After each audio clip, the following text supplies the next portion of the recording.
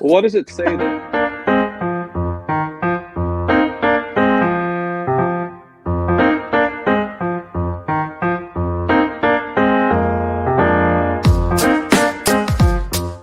Hi, I'm Eric Sabria, your Wayne County Treasurer. If you're living in the home of a deceased family member and you're facing property tax foreclosure, the probate process can be helpful to you.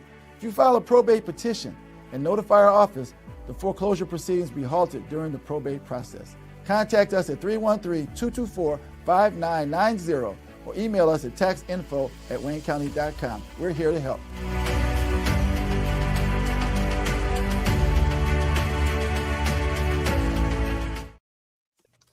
Good morning, everybody, and welcome to another episode of The Week That Was.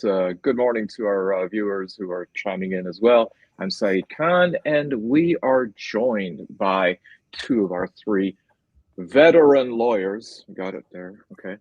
Joel Sklar and Bill Seikaly, labor and community activist Barb Ingalls, veteran journalist Nancy Derringer, and, of course, co-founder of Deadline Detroit, Allan Lengel. Well, I don't know about you, but I was enjoying a fairly peaceful slumber until about 1:30 in the morning last Saturday. And then my phone blew up because the United States and Israel attacked Iran.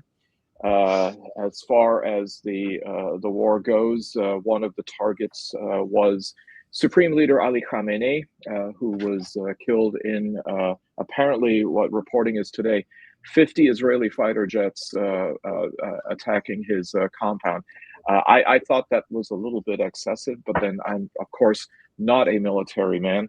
But so far, the war is raging. It is something that has metastasized to include really the entire region, with conflicts occurring in Bahrain, Qatar, Kuwait, United Arab Emirates, Saudi Arabia, Syria, Lebanon, as well as Israel. Some actions even in Azerbaijan and Cyprus, to be noted. Did you mention Sri Lanka? I was about to get to Sri Lanka because of the fact that the United States actually targeted and destroyed an Iranian naval vessel as it was returning from training exercises with India. 87 killed, 32 actually survived but left for dead. And it was the Sri Lankans who jumped in the water to, well, metaphorically speaking, I suppose. And it was completely unarmed because it was a training exercise, and it was in international waters. I mean, so that was just one of many elements of this. So I'm just going to open up the floor. Whomever wants to comment. Allan, play the video first. Let's play the videos. You're going to ask Americans to sacrifice this much for yet another illegal war in the Middle East. Can you at least explain why we're doing it? Okay? Team Trump, get your heads together. Please, just give us one clear explanation. Should be an easy question. Why are we at war with Iran? In a phone call after the attacks, Trump told the Washington Post that his main concern is, quote, freedom for the Iranian people. Iran does pose an imminent and direct threat to the United States of America. Iran has posed an imminent risk to the United States for 47 years. We went proactively in a defensive way. We had to remove a murderous regime. Iran can't have a nuclear weapon. That would be the ultimate military objective. Is regime change, as you see it, the objective here? Absolutely. To me, it is. This isn't about regime change. This is not a so-called regime change war. But the regime sure did change. If we didn't hit within 2 weeks, they would have had a nuclear weapon. Now, Nancy, Nancy, as our show's resident grammarian and just in general philologist, I have to ask what would be your... Bill was miming something, but what would be your definition of imminent? I mean, how long is it? Because 47 years seems to be a little bit long there for it's like rather zombified senator from Arkansas, Tom Cotton. Yeah, it's like Trump and his famous 2 weeks.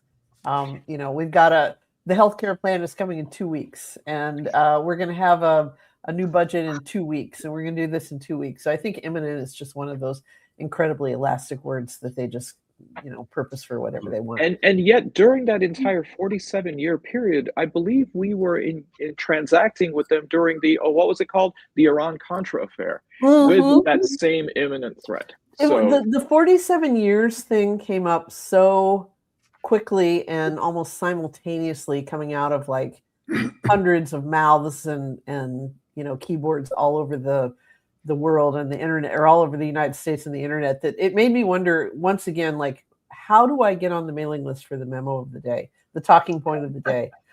Because that it's just the 47 years thing. And it's like, and you know what really chaps my ass about all of this? Why did they have a revolution in Iran 47 years ago when Moi was in college?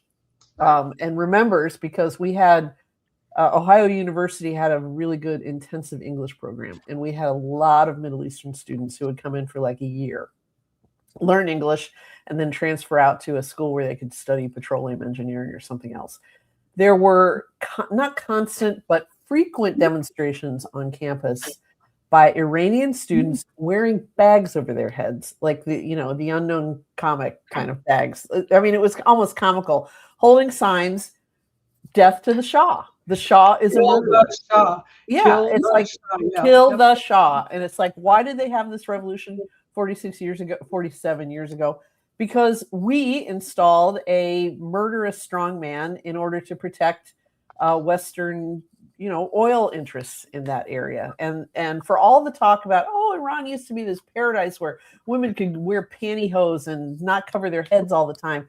It's like, yeah, but it was also a place where the secret police could grab you off the street and torture you. So, I mean, if you're going to talk about 47 years, then at least have the decency to read a couple of Wikipedia articles about what it was like 47 years. Nancy, I'm sorry. I'm just going to have to object with you using the facts and truth in this discussion. Object! I object! Not fair. Objection overruled. We are now joined by attorney Steve Fishman. Alan, before we go to you, just to answer your question, Nancy, the reason why they waited till 79 for the revolution, I mean, as a historian, is they wanted to make sure you'd graduated high school first. Alan. I'd say a little bit of the difference. In 2003, the U.S. went under the pretense that Saddam Hussein had nuclear weapons and all that. And I think, about a Kurd, Chalabi, had convinced them that that was true. And so when they were talking, at least they believed it. But in this, and I think I've told the story before, I was at a party around the block. My neighbor used to invite all the embassies over. The Israeli embassy was over there one day, and I was talking to an attorney whose wife worked in the embassy. It was 2003. The U.S. had not yet invaded Iraq. And I said, "What do you think?" And he said, "What do I think?" He says, "We don't think they have nuclear capability." He goes, we're worried about Iran. He says, Iraq, secular, Iran, religious zealots. He goes, we're worried about them. But so when that happened in 2003, I believe that the U.S. actually believed it. But now they don't believe. I mean, when Trump says, they're going to have nuclear weapons in 2 weeks, that we're doing it for regime change. We've seen Gaddafi. We got rid of Gaddafi. What do they have there in Libya now? It's just a fucking mess. We had a success. Leadership vacuums rarely turn out well. Well, Alan, the other parallel is, I mean, in 2003, you had a Kurd named Chalabi. Now Trump is being persuaded by a Kurd named Netanyahu. That's not true. He's Polish, I know. But from the standpoint that, I mean, looking for a justification with no mission objective, there is that in common. The latest sort of scuttlebutt is that part of the impressionable George W. Bush agreeing to the war was because his daddy was targeted by Saddam Hussein, and apparently Trump. And by the way, if you're a numerologist, folks, 47 years since the revolution, Trump is the 47th president. But Jazz hands. Put that on your Powerball choices this week. And Perry Johnson's going to save us 47-47. So go ahead. Yeah. Oh my goodness, it's all happening. Finkel is Einhorn. Einhorn is Finkel. But the whole idea that Trump now is saying that well, they tried to assassinate me in Butler, Pennsylvania, while I was campaigning. He actually believes this. So forget the fact that most people think it was staged anyway. It was the Iranians behind a staged or allegedly staged assassination. Bill. Okay, a couple of things. One, Allan, I think some people in the American government believed in 2003 that there were weapons of mass destruction. I don't believe most people. I don't believe that that was a rational justification. 2003, very few people thought. Very few people outside the government were really saying, "Oh yeah, that's the good reason." Secondly, I think we all just need to agree. You know, this government was a bad government. This was a terrible government. And if we and that's the real reason that people are saying, "Oh well, it's okay." And we don't need to really vote on the War Powers Act because there were such bad people anyhow. It's good that they're killed. But if that's a justification, when are we going to bomb Putin? When are we going to take? I mean, there are all kinds of bad actors in this world, and that in and of itself has not ever been a good justification for doing this.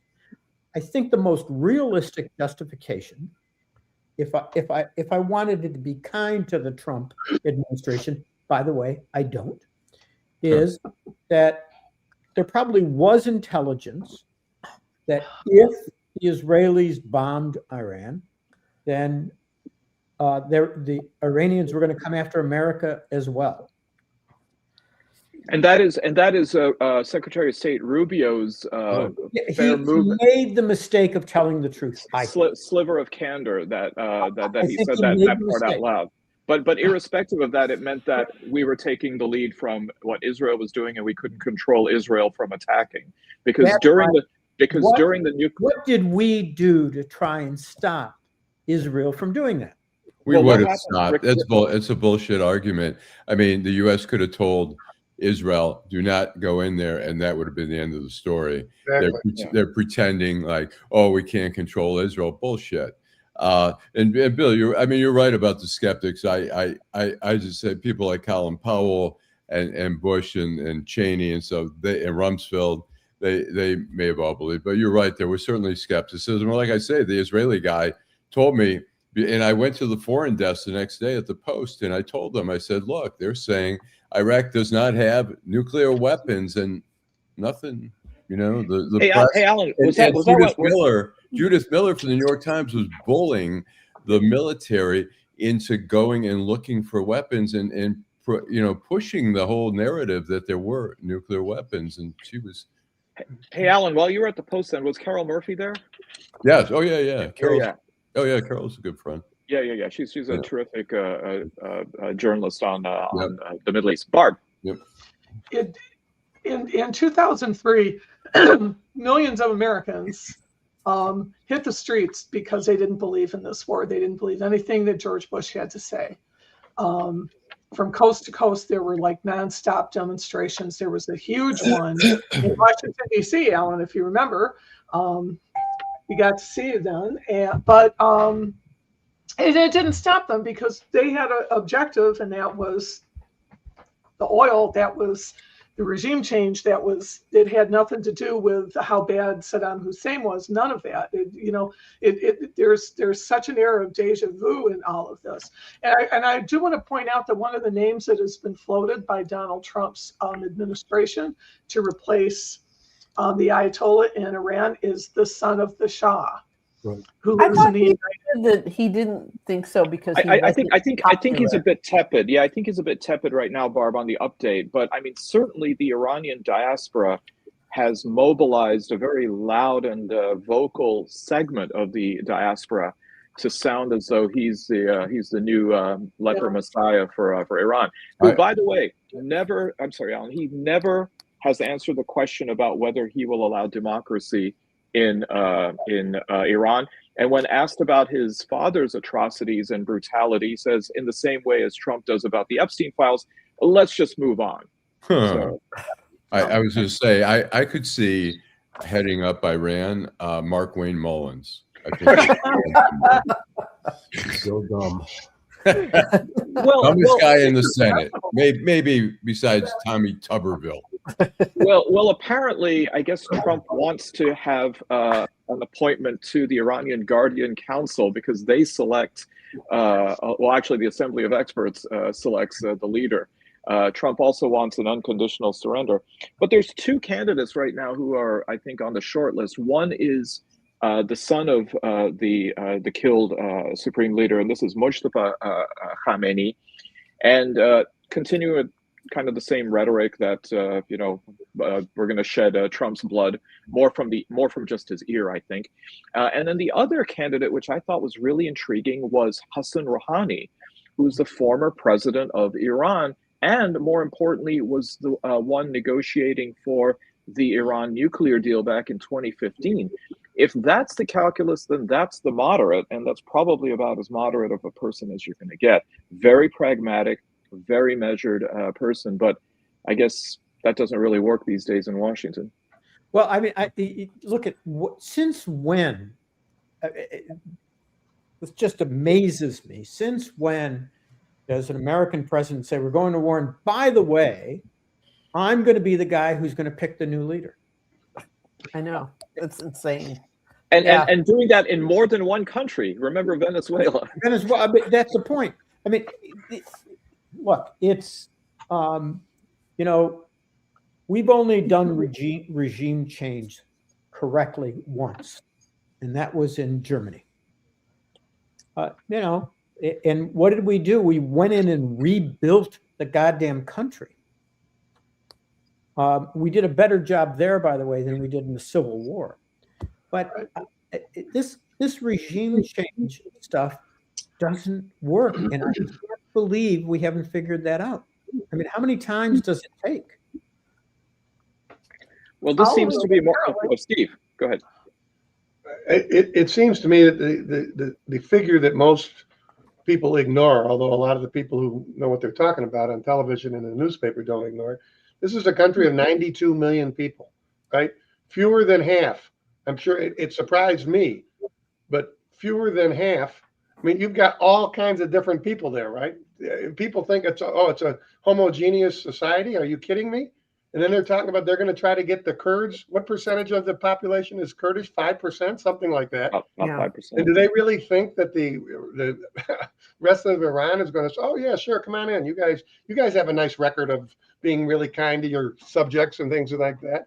And I think that because what the administration is doing and talking about and suggesting is so ridiculous that people are trying to come up with ways to make sense out of it, and you can't make sense from nonsense. I mean, and that's all we're getting. That's all they're spewing is nonsense. So whatever way you want to phrase it and what you want to call it, it's all nonsense. He's going to pick from the two people. I mean, are you kidding? Where's the precedent for that? That's what I'd love to know. So, you know who else hated the Kurds was actually the Shah. So the fact that they do this with the prospect of possibly the Shah's son coming in. The Kurds are a minority everywhere they live. Right. They've been asking for a homeland for quite some time. And have basically been screwed by everybody. Yeah, so, exactly. Trump is, again, all he does is create chaos. And I think that's all he cares about. I don't think he has any plan for the future. I think he wings it. He doesn't, Hegseth doesn't know what the fuck he's doing. I mean, they're winging this thing. And it's to create chaos worldwide. It's to stir the pot. This is Trump's way of being. He's getting older. He's getting more cognitively impaired, is my guess. His pathologies are becoming more pronounced because that's what happens. He has less inhibitions. He is emboldened by what he believes is his own past success. And so creating this chaos and going on these video game killings, as far as he's concerned, he doesn't have any compassion for everybody who dies. Those 150, 140 girls in a school, I mean, he has no compassion for that. But this is Trump's want. He wants the world to be as chaotic as he is. He needs the world to be as chaotic as it is for him to survive and to claim that he needs more power to govern what he destroys. So this is the I'm pathology. beginning. I agree with you, Joel. I'm beginning to believe that Bibi said to him, "Hey, look, they can't kick us out as long as we're in a war. It's part of the structure of my government, but believe me, they're not going to kick you out if you're at war. You're going to take care of these midterm elections if we're at war." I can see that conversation happening. Expanding his powers is what he's doing, and what he'll continue to do. Nancy. You're a Mideast expert, Saeed. I don't know how big a part of your portfolio Iran is, but could you give us the well-informed, non-hysterical opinion of whether the Iranians are likely to carry out some sort of large-scale attack in this country? Whether, shooting up synagogues, another 9/11, etc. I mean, what do you think it could happen here? And when you're done with that, could we have the hysterical version as well? Yeah, that would like the hysterical version. That'd be a great version. Oh, well, Bill, for you, I'm going to actually I'm going to combine them. No, it's never going to happen. But in all seriousness, the answer is no. I think that okay. No, and I'll tell you why. The Iranians actually have respect for the longer arc of history and civilization. They're not a people who are into deception. They're not a people who are into a dishonorable fight. If you actually see, when you get past sort of the firewall of Ellison-controlled media and all in the United States, what has been the targeting in Iran's estimation around the region? Going after American bases, which in a war that seems to be the most likely target, the Fifth Fleet in Bahrain, or the Fifth Fleet of the U.S. Being serviced in Bahrain, the Al Udeid Air Force Base in Qatar, U.S. Central Command in Qatar, the embassy in Riyadh, Saudi Arabia, has one of the 2 CIA offices that are on the front lines coordinating the military plans and the destabilization of Iran within Iran. One is in Riyadh, the other is in Dubai. Both of those were targeted. I always look at what is not being targeted, despite the fact that the United States and Israel, as Joel, you said, they're going after hospitals, they're going after schools. And no, none of these are the sites of the Islamic Revolutionary Guard Council.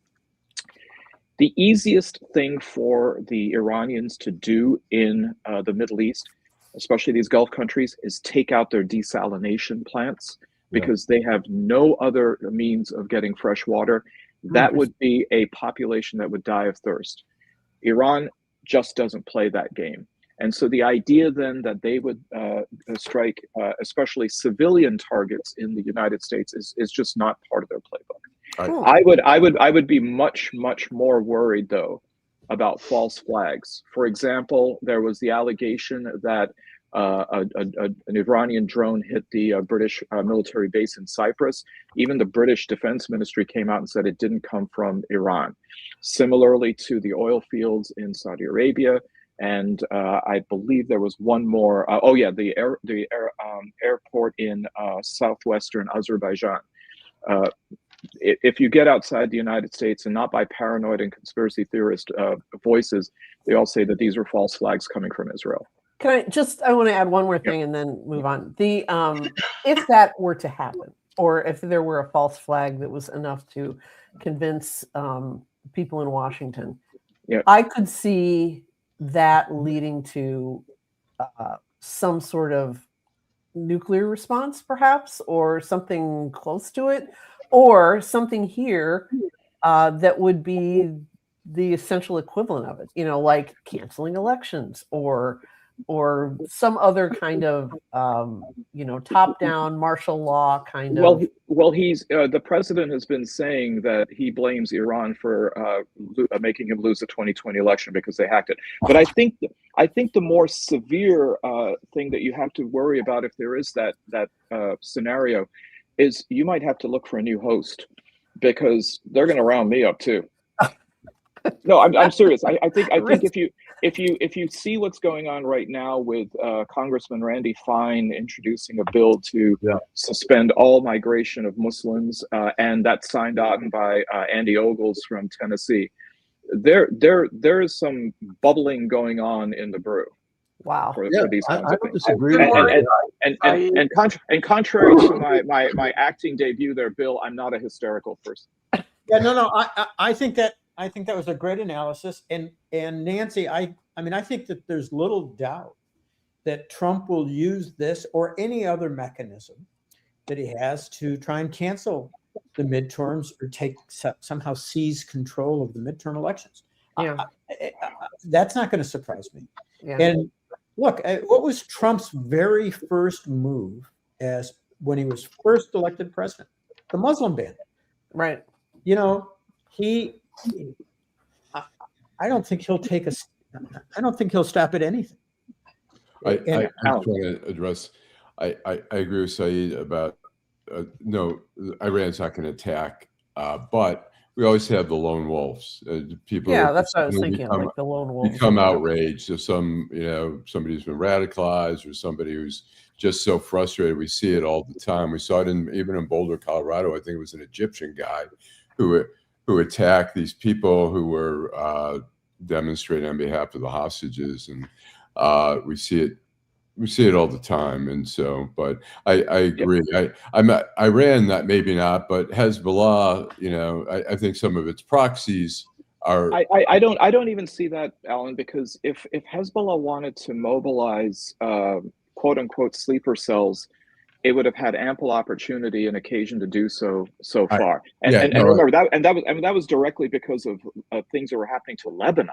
I mean, if in 2006 that didn't then create a sense of sleeper cells, they're not going to do it because it's happening to Iran. No, I agree. I don't mean Hezbollah here in the U.S., but Hezbollah, I don't know that has the same standards in terms of attacking, citizens, just innocent citizens. So. But anyway. Yeah, good point. All right. Joel, did you have your hand up? Nope. Oh, or Barb? Yeah. I think the notion that we are helping Armageddon come along to these people are that nuts, and Pete Hegseth is that nuts. Oh God. And I think that's really, if bombing Tehran with a nuclear bomb is going to get them there. Then they want to hurry up to Jesus, and I wish they'd go. Well, and that's what's being reported, Barb. That apparently people are saying that military commanders in the U.S. are telling troops that, to borrow from Sanford and Son, this is the big one. Trump has gone ahead and put out, I think, what is it called? The signal beacon is Iran, to usher in the second coming of Jesus and Armageddon. So while Hegseth is giving press conferences saying that we're trying to take out a religiously zealous regime in Iran, here he's going ahead and Christianizing the U.S. military as being the purpose of this. And then Netanyahu is just simply calling Iran Amalek. And leaning into Purim. By the way, happy Purim. That this is. By the way, how come you guys don't dress up, man? I am. Right. And here I just thought it was AI, but the fact that they're openly invoking this, and I imagine that Israeli society doesn't drink the Kool-Aid about the religious invocations as much as evangelicals here do. So that's just my take. But it's bad, Barb. You want to do a commercial? Let's go to a commercial. Hi, I'm Eric Sabri, your Wayne County Treasurer. If you're living in the home of a deceased family member and you're facing property tax foreclosure, the probate process can be helpful to you. If you file a probate petition and notify our office, the foreclosure proceedings will be halted during the probate process. Contact us at 313-224-5990 or email us at taxinfo@waynecounty.com. We're here to help.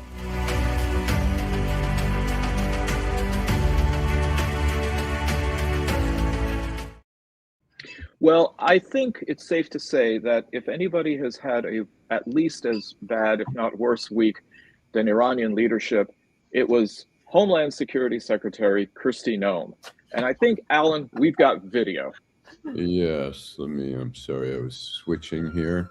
No problem. Kristi Noem, let's see here. Shit. I'm sorry, I'm having a problem here getting it. It's the best. Keep going, and I'm sorry. Sure. Well, let's see. As we know, she no longer has her job as Secretary of the Department of Homeland Security. She now has some other strange title, Savior of the West. What is it? Shield of the Americas. Yeah. Captain America. An organization that has not been announced yet. They're going to announce it tomorrow. Okay. Somebody on MSNBC said it sounded like something the president thought up after he had seen an Avengers movie. So, Shield of the Americas. But yeah. But the fact that she actually had to testify before Congress was the impetus for it. He didn't fire her because of her incompetence. He fired her. Oh no. Allan's left to change costumes. But he apparently what got under Trump's skin is because she, under oath, testified that Trump knew about the $220 million ad campaign that she had going. Yeah, I got the video now. Okay. But don't play coy with us, U.S. Congress. If you've got a question to ask Kristi Noem, just ask it. So, Secretary Noem, have you had sexual relations with Corey Lewandowski? Holy shit. Finally, one of these hearings is going to get interesting, you know? First time Kristi Noem wanted to be like, lo siento, no hablo inglés. But hey, here's your chance to put this whole Corey Lewandowski rumor to bed. Bad choice of words. Either way, Kristi, set these people straight. I am shocked that we're going down and peddling tabloid garbage in this committee today in the federal government. So reclaiming as an advisor, it has no authority to be making any decisions. It is okay for you to no authority to be. Hey, let Kristi Noem finish. At least that's my advice to Corey Lewandowski. Wow. That actually happened. You know, about 100 years from now, archivists, historians are going to be reading through the congressional record. And I just wonder what's going to be the look on their face when they're reading this stuff and thinking that such a government as this actually existed. Did you see when she was being questioned, I think, by Sheldon Whitehouse, and they show the bed on the plane? Yeah. She goes, what am I looking at? She goes, well, it looks like a bed. And then over her shoulder, her husband looking like, well. Cold. See, but really, while it maybe got people's attention, really that's the least of her worries. She didn't get canned because she's screwing around with Lewandowski, or she isn't screwing around with Lewandowski. You guys hit it on the head. She got canned, as does everybody that's ever come into contact with Donald Trump. She got canned because she actually told the truth. Yeah, he knew. And he can't stand that. All the other stuff, look, she should have been canned how long ago? Months ago, right? She should have never been. Yeah, I mean, well, we can say that about most of his cabinet, but she had done enough. Just her cross-examination from Tom Tillis, I don't know if you guys saw that. I mean, it was unbelievable. Yeah. And what gets her in the end? Of course, it's always the same thing. She somehow tried to push a little bit of responsibility off to Trump, who takes responsibility for nothing. So it's not the killing of two people in Minneapolis. Right. It's not the arrest of the 5-year-old. It's on and on. Not any of the substantively horrific things that she did. It's not protecting Donnie. Mm-hmm. Well, Bill, you know the time-honored and long historical adage, it was beauty that killed the beast. But in this whole morass now, we're hearing that Oklahoma Senator Mark Wayne Mullen, which I saw a really interesting meme that apparently his mom named him Mark Wayne because she couldn't remember which of her brothers was his dad. But anyway, I thought maybe it was because they already had a Jethro and a Cletus, so they needed, Mark Wayne. That's my classist joke. But Mark Wayne Mullen, not a college grad, but throwing shade on Alexandria Ocasio-Cortez, who did have a degree in honors from Boston University in international relations, calling her just simply a bartender because she was waiting tables in order to pay for her education. But he apparently is the sycophant who draw the short straw and is now designated to be, if he survives the nomination hearings before Congress or the Senate, for the position. By the way, he was the guy who was cowering in a corner on January the 6th, 2021, when the Capitol was being stormed by the insurgents. So he's a mixed martial arts fighter, or former mixed a former and failed mixed martial arts artist or athlete, and also a plumber. I think he failed at that as well. But I think more importantly, that if he does pass the nomination, he's going to have to sleep with Corey Lewandowski, because I think the trend has been set. You know, it's interesting that all the Michigan delegation of Congress were hailing the firing of her. The Republicans were totally silent. It was only Representative Bill Huizenga, the congressman from Michigan, who said, "Congratulations to my friend Senator Mark Wayne Mullen on his appointment as the new DHS secretary. You will be a great addition to the administration, Mark Wayne." So, was there any comment from John James? No, no, you know, not that I saw. I mean, I looked at everyone's social media from all the congressional delegation. Because with Mark Wayne moving over, I think that makes John James a sycophant whip. Isn't he like next in the hierarchy? Yeah. Anyway. Well, Trump is still not having a great week. Let's see. Question: who knows where our bomb shelters are in Detroit? I'll wait. And also, Allan, do you have the video of Mullen wanting to fight a union rep at a Senate hearing? I mean, it was the Teamster president. It was Sean O'Brien. And it was just so ridiculous. Yeah, you want to fight? Yeah, okay, come on. You stand up. No, you stand up. Yeah. No, I'll get it for the next show. And then Bernie Sanders going, "You're a United Senator."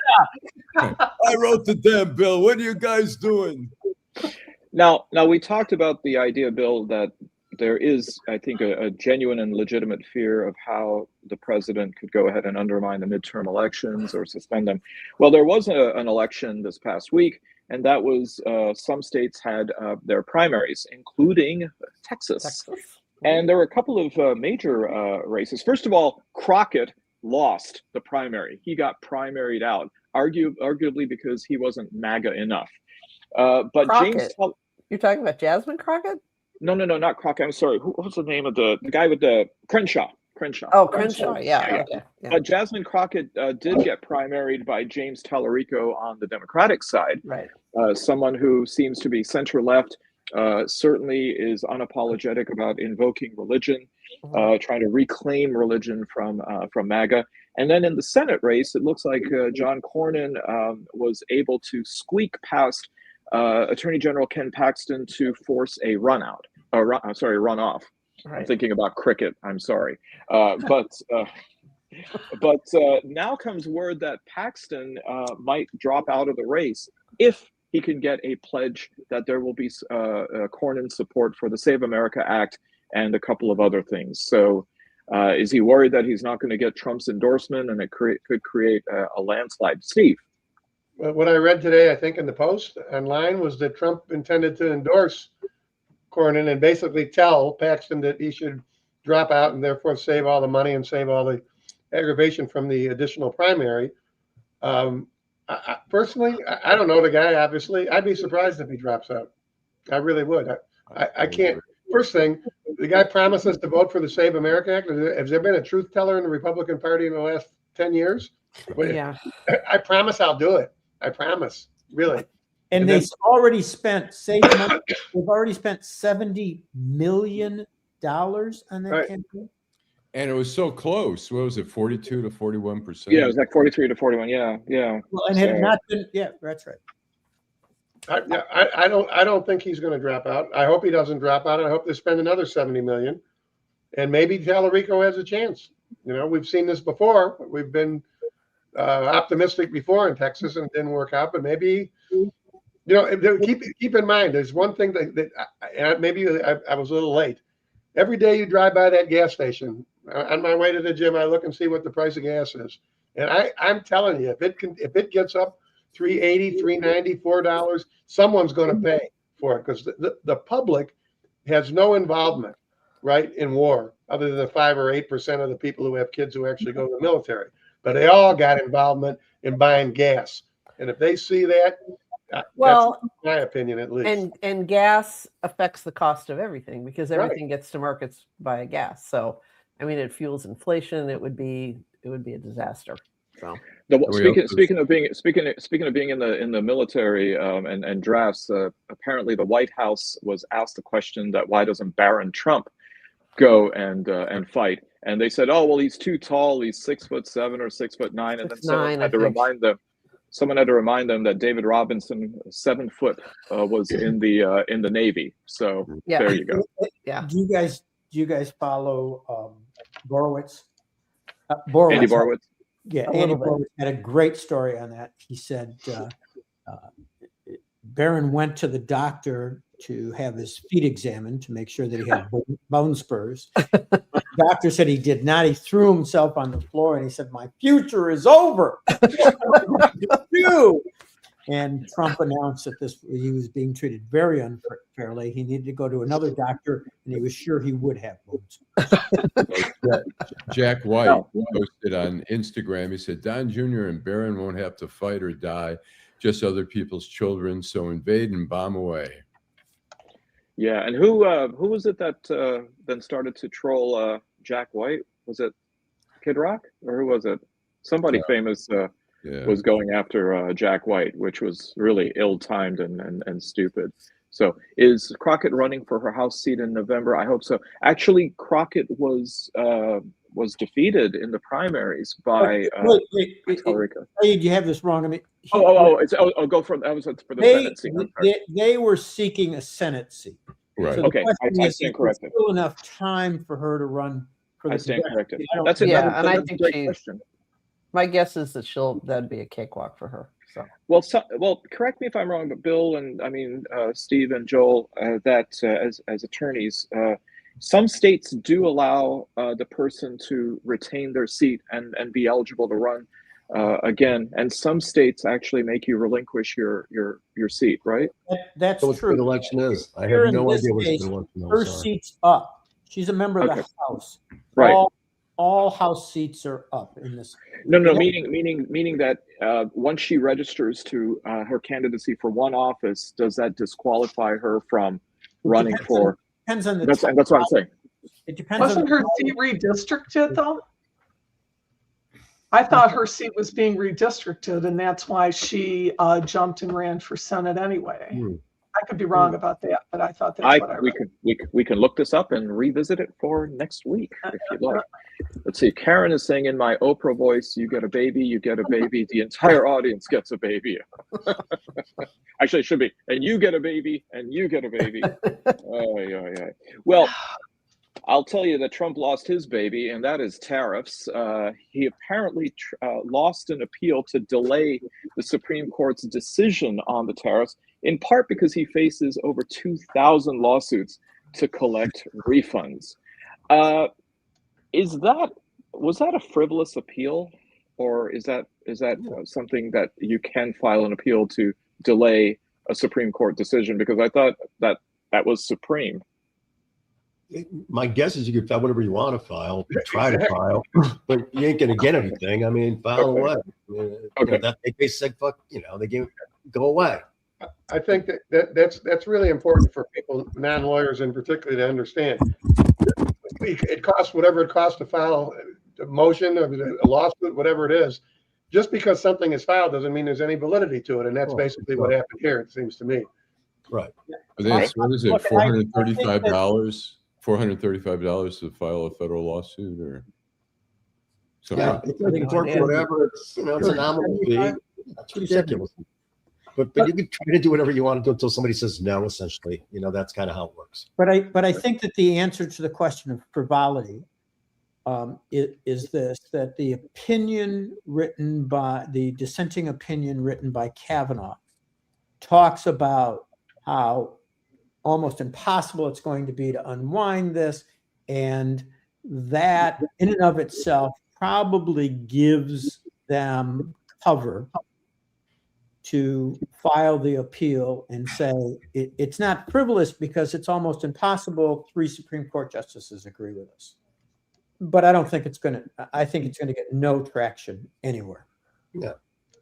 Well, I mean, the reason I also bring out the whole idea about frivolity is the queen of frivolous lawsuits, it seemed, is at least somebody who was trying to be the U.S. attorney for the Eastern District of Virginia. Lindsay Halligan apparently is now run afoul of the Florida State Bar that is investigating her for, I believe, this very issue.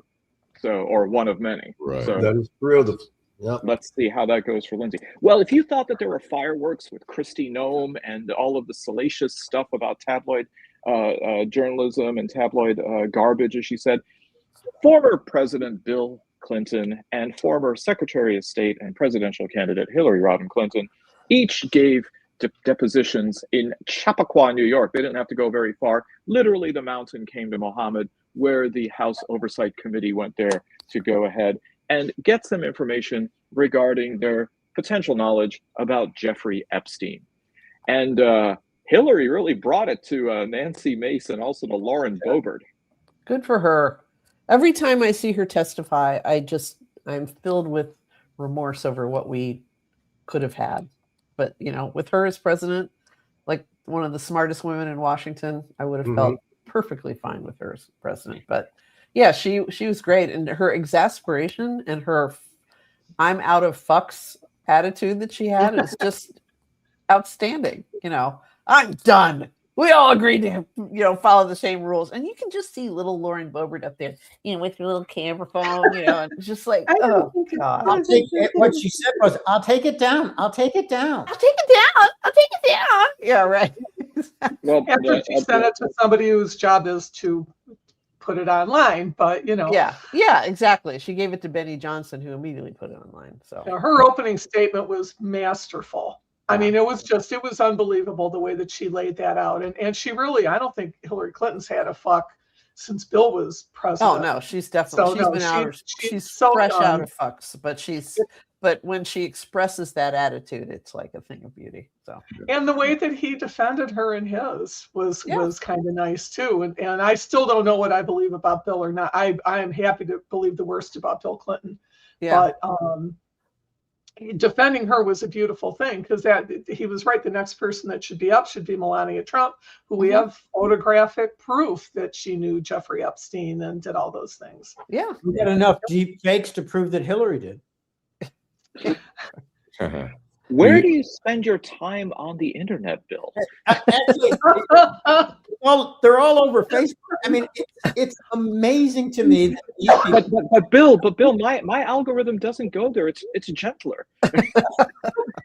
We have one video. From Madison Heights. We have one video which we haven't used, which is basically on the coverage of the Iran war from the right. Or is the opposite of what he promised their viewers. It's a tough needle to thread, and it put Pete Hegseth's former co-host Will Cain in a bit of a pickle last night when he interviewed retired General Jack Keane. It's not 100% clear to me, General, and that's not to suggest that I don't support 100% what is happening, nor that I 100% offer my support. I just think I want to ask a couple of critical questions, and I hope you know how much respect I have for your service. And I think it goes without saying to anybody watching how much respect I have for the men making this decision. You don't have to patronize me. Just ask the question. And on the other side of the coin, you have Greg Kelly over on Newsmax, who seems to think that this war is about checking out chicks. Well, that's what Iranian women used to look like before the Ayatollah Khomeini showed up. Could look like that again. I'll see you tomorrow. Does he know he's on television? This is what I'm talking about at the top of the show. That's, yeah. I think actually they still look like that. It's just that you don't get to see it. Yeah. And his concern about Iranian women being liberated would probably sound a little bit more valid if it wasn't about killing 165 little girls. Which Let's have the same concern about women in this country that are looking at having their vote suppressed too. Yeah, with the statement archive. I think it's very important to go back to what Nancy just said about, thinking about what it could have been like if Hillary would have been elected president. And I just think there's something deeply disturbing about where we are in this country. We've got Trump, let's admit it, we've got Trump because we had the audacity to elect President Obama. Yeah. And that's what happened. And the truth is, if we would have elected Hillary, God knows what would have happened. This country is so racist and so sexist that it cannot comprehend putting women and people of color in positions of power. We can't comprehend it. I mean, listen to these people, the MAGA group, talk about, hey, we had to put up with 8 years of Obama. Right. Yeah, how terrible that was. It really was. You got better health care. Yeah. Fixed the economy. We had periods of hope in this country. What the did you put up with? So I'm sorry. They had to wake up every day knowing there was a black man sleeping in their house. That's what they had to put up with. That's exactly right. And look, we have to own up to this, because if we don't, we're never going to get over it. We've got to own what a sexist, racist country we still are if we're ever going to start to move forward. And erasing it was pretty scandalous. Yeah, I'm sorry, whitewashing our past, which is Trump's doing, it doesn't help that out, obviously. We are a country that is going backwards. We are a country that forgot how we got to a place that was wonderful, all things being equal. Again, we're lost, and it's a Pied Piper. I don't understand it. You don't understand it, why people believe it's sexual predator lying president. No, I don't get it.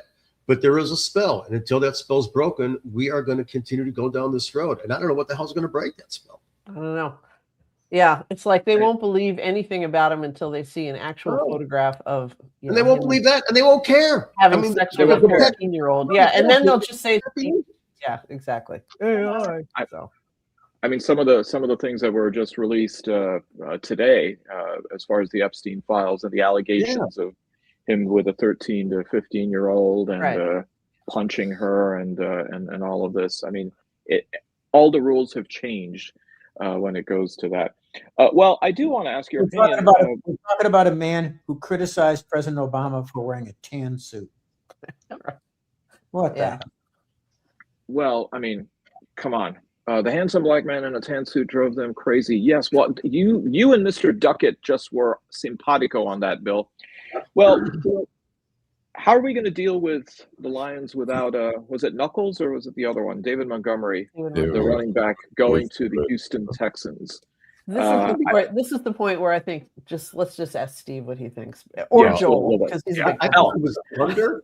Or Allan. I guess I'm the third choice. Oh, yeah. That's okay. Montgomery's on the wrong side. Get him to be 30. He's expensive. I don't think it's a bad move at all. I mean, running back, you can replenish. He's a very good back, but he's not a special back. So I think they save a lot of money on the salary cap. They'll draft another back. I think they'll sign the back. There's a guy named Connor from the Cardinals, who their offensive coordinator had coached before, who's a very similar runner to Montgomery. He's a banger. He gets short yardage. He'll get you touchdowns.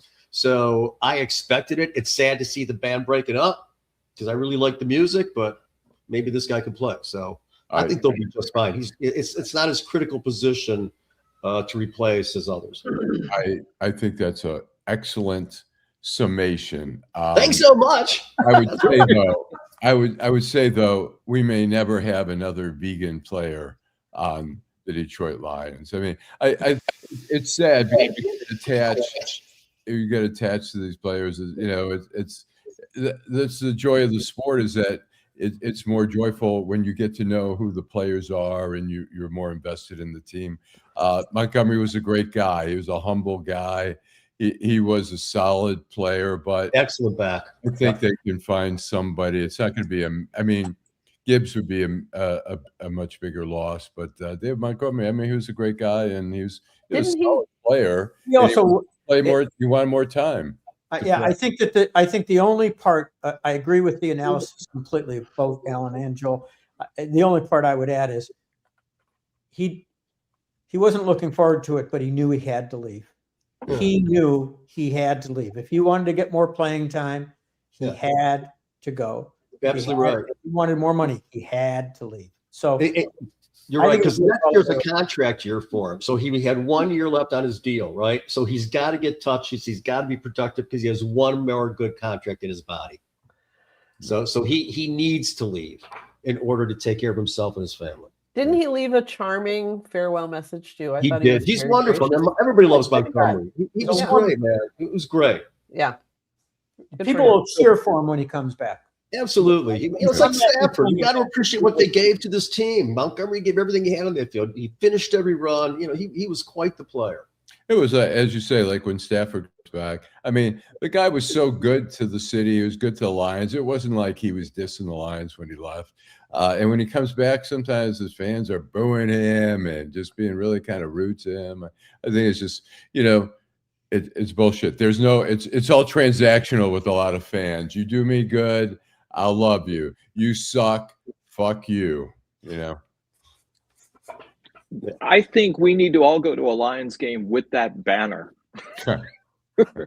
Well, one of our viewers asked the question, any comments about FanDuel pulling out of the regional sports network, I think in April, and certainly it's going to affect NBA and NHL coverage. Any notions on this? Yeah, I go ahead. Well, I was going to say, if you have, I mean, right now, the alternative will only be the Red Wings and the Tigers on the same channel. And if it's separate from the Pistons, right now you can get all three. I'm not going to pay I pay $20 a month. I'm not going to pay $40 for both. So I'm into the Pistons, but I may wait to get that, you know, wait till the playoffs are over, whatever, and get. I honestly, I listen to the Tigers on the radio, and I just keep Field of Dreams on, and so basically Shoeless Joe is batting every time.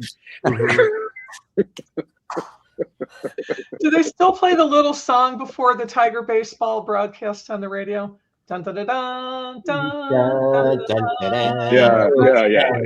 Yes, he looks confused. This is a very Detroit thing. I mean, we were so lucky growing up in Detroit with Ernie Harwell and George Cal. I mean, Ernie Harwell is like just, good afternoon, everybody. Welcome to Tiger Baseball. The Turtles come out of the gun. Yeah, I love the man from Paul, Michigan. He probably had like 7 families. We probably don't know the backstory with that guy. That's how I feel for most of the sports. Right. You know, like there's something just back there, like Charles Osgood from like the Sunday. Like he gave 2, like what? Charles Osgood. Yeah. The sentimental nostalgia in this town just is bottomless. So remember Ernie Harwell, especially about Motown, toxic right? sentiment. Yeah, well, I was just gonna say, it's like, you know, a friend of mine and I went to see that Mitch Albom play about Ernie as a joke, and it was just about as ridiculous as I feared it would be. You know, that kind of that sap. You know, you could just see these old boomers leaving because the theater is right across from Comerica. You can just see these old boomers walking out of that with tears running down their face. It's like once again, the man with the golden keyboard has turned tears and sap into gold, shall we say? So there you go. So well, that's not he's about the same size as Rumpelstiltskin, Nancy. So that kind of makes sense. All right. I did see that. I saw that play. I mean, I did not walk out with tears, but you know, for those of us, Nancy is I understand. I'm an outsider. You know, that's why I keep my mouth shut. We grew up, you know, with our transistor radios, listening in the car to that voice, and it was such a golden voice and so soothing and so just entertaining. It was just all right. I don't know how many days are left in Purim this year, Alan, but for next year, my wish for you in Purim is dressing up like Gene Wilder with the transistor radio from Silver Streak. Great image. Just God, I love perfect. All right, let's go to the last segment then. Downtown Detroit, Robert Wells, Schmuck of the Week. All right. Well, I love that so much when he says that. Fish had to leave a bit early, but let me tell you who his schmuck of the week is. It's Kristi Noem's husband, who had to just sit there while his wife was grilled about her relationship with the knucklehead Corey Lewandowski. With the cuckold's horns growing out of his head the whole time. How humiliating. I know. How humiliating in front of the world. Yeah. Are you stupid, now, you know, like, oh my God. Joel, look, listen, we're all God's creatures and we have to go ahead and not be judgmental. Maybe he's into the cuckoldry. He could Oh, be. he is. Yeah. Because you know what? That's her place. That's her bet. Yeah. He showed up. My brain is not going to be able to undo that image for a while. That's not going. Elon and the Millers, Steve and Katie, had a throuple. So that was the story in Washington. Yeah, so there you go. Ooh. Imagine those three hideous-looking people entangled in a. Oh. What was the comedian who made a joke that you have to be careful if you do a doggy style with Kristi Noem? She might shoot you. Okay, I want to do my schmuck of the week. Okay, Bill, go ahead. Go ahead. Because I want to create the couple. It's Kristi Noem. I'm not going to have we may not have as many opportunities to beat up on that bitch. I'm not sorry about that. Jeez, I don't know how that got out of my mouth. Don't use a gendered insult. That's fine. I try not to. I know. I really was trying to catch it. That woman is as bad a person as you could ever imagine.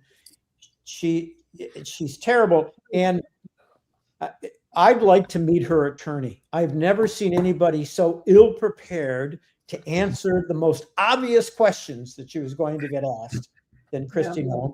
She's arrogant, but I'll tell you something. Other than this one mistake, she is Trump's girl. She looks like a Trump girl. She acts like a Trump girl. The guns, She went through a lot of painful plastic surgery to become Trump's girl. So there. Well, it's actually become known as the Mar-a-Lago look. It is. Yeah. She's got the Mar-a-Lago. She's got the ringlets. Mar-a-Lago face. A friend of mine calls her the Secretary of Hair Extensions. So there you I go. like this goodbye immigration Barbie. Yeah. The woman is so offensive, and to spend that much money on ads that are only designed to present her. Yeah. No one else. I mean, I'll tell you, I have to turn and look away when I'm going through TSA and see those things up. Going to be gone now. Yeah. Look on the bright side. Right. Thanks God. All right. Barb. I have two as usual. Susan Collins, everyone's favorite, who voted against reining in Trump's war powers because she was concerned, no doubt. She's very concerned about that. I just Sorry, everybody who voted against These the war powers. powers resolution should be Or RFK. I agree with you completely. Okay. And the other one is Senator Tim Sheehy, who broke the arm of activist Brian McGinnis, who was a Marine, a decorated Marine, who was he disrupted the Senate Armed Services Committee. Whoops. And threw him out. And, you can say you shouldn't disrupt these hearings. And this is something that Code Pink does weekly. Right. And places like that, but you don't break their bones. No. That was just a really horrible moment to see that. And apparently, after they took him to the hospital, no one really knew where he was for a long time, the Marine dude. So that's how they treat any kind of dissidents in this stupid administration. Yeah. So those are my two. All right, those are ones. Let's see, Joel. I'm going to go with Corey Lewandowski, who is Paramore The trio. That guy's been a schmuck for a long, long, long time. You know, and it bothers me that schmucks like him are visible and in government. You know, it drives me insane. My other one is Pete Hegseth, who's not just an idiot, but you know, there's a toxic masculinity that is the ethos of this administration and this Department of War that's going to kill everybody. Yep. They're driven by what they think a man should be or do without, you know, it's not even a platonic ideal. It's this crazy fucking warrior theme. And to see him talk in such a flippant manner about what's happening is so dishonest. He's just an asshole. And he's a rapist too. Oh, he's a rapist. There's nothing good about that. And I totally believe that woman when she came up with the detail. She was so out of it. She was so drunk that she just remembers his dog tag swaying back and forth over her face as he assaulted her. And I thought, he's just an awful human being. So, and again, that he's leading that department is just an obscenity. So I'm hoping he spends more time with his family very soon. So, Nancy. Okay. This one is, I guess, collectively, I'm giving it to the conservative students of South Florida. Mm-hmm. The secretary, I'll just read you this very brief piece from the Miami Herald. The secretary of the Miami-Dade County's Republican Party started a group chat last fall, primarily for conservative students, and within 3 weeks, it was filled with racist slurs. Someone wrote dozens of ways of violently killing Black people, and the chat was renamed after what one member described as Nazi heaven. In WhatsApp conversations leaked to the Miami Herald, participants used variations of the N-word more than 400 times, regularly described women as whores, used slurs to talk about Jewish and gay people, and mused about Hitler's politics. Wow. Wow. You know, wow. So they call him the man with the mustache. Yeah. Oh, the man with the mustache. Okay. The man with the mustache. Yeah. Anyway, so yeah, this is. I know Hitler. He destroyed the name Hitler. I mean, Hitler's market would have been great. I mean, I would have gone. You know, if he had bastardized his own name, Hitler's is just a Hitler. You can't. The only person I've ever seen I knew one guy who named their cat Hitler because it was born with like a mustache right there. That's food. Hitler's. Yeah, it's just, you know, it's a great name. Just ruined the name. I'm sorry. Okay, Alan. I'm going to go with my man Mark Wayne Mullen, who's just a brickhead. I mean, he's been sucking up to Trump so long, and I guess he's finally getting his payoff. My other is Melania and Usha Vance, who remain with their husbands despite all the bullshit. Usha's got a bun. Stand up. Stand up. She's got a bun in the oven. She's got to stay until, you know, can't be. Yeah. So there. Yeah. But I have it on my big, but I don't think I'm going to get this one. JD and Usha Vance split. Wow. So I think when that baby pops out, she's gone. Or babies. It's due in July, so we'll find out. There's still time in 20. When are they taking delivery on the new couch? Is it also in July? They got a pair of love seats. Yeah. And let's not forget Erica Kirk. I mean, you know, there's that. Please let's forget Erica Kirk. So you do know that Kristi Noem actually thought she was safe from Trump's "you're fired" screed because she let Melania fly on that same bougie plane. So she thought, well, you can't fire me for that. Well, I've got two. One is the chinless Dauphin with the big nose, heir apparent of the throne of Iran, Reza Pahlavi, who seems to be so concerned about the people of Iran that he wants to one day lead, that he has not mentioned one word about the fact that Israeli and American forces bombed a girls' elementary school in Iran, killing 165 girls. Not one peep out of him. Yep. And the other is an even more odious class of people. Social media influencers who live in Dubai migrated there because Dubai was welcoming them to come there and extol the virtues of all of the excess of Dubai.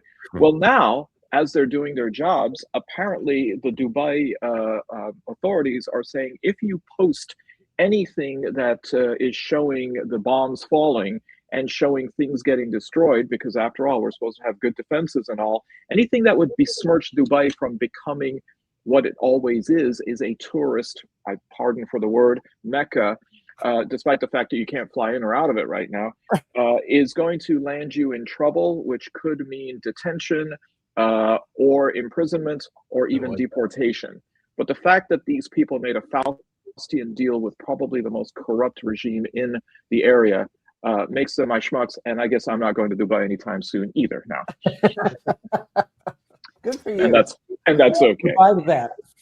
Well, thank you again for all of our viewers and everybody for tuning into another episode of The Week That Was. We hope that we have provided you with not only analysis, but also a little bit of levity in what has been a very, very difficult week. I'm not sure when's the last time we had a fully mirthful week, but that's okay. We're still going. Thank you, Bill. Thank you, Steve, wherever you are now. Thank you, Joel. Thank you, Barb. Thank you, Nancy. And thank you, and with the last word, always, Allan. Drive home safely. Drive home safely.